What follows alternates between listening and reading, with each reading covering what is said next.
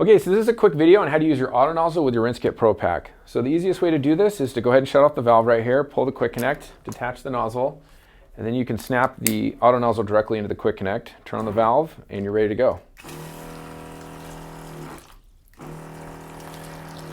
One thing you want to make sure you do if you're going to use the mounting systems is that you don't put any screws or mount anything to the bag itself. You get a lot of different mounts in here. You've got stickers and suction cups and things like that. These are designed to go on the side of vehicles or other hard surfaces. You don't want to try to screw anything into the side of the bag here.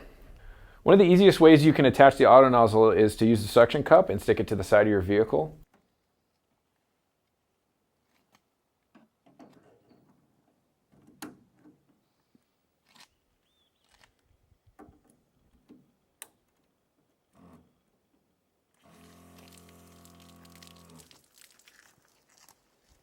Thanks for watching our video on the RinseKit Auto-Nozzle with the PRO PAK. If you have any questions about this, feel free to reach out to us at rinsekit.com.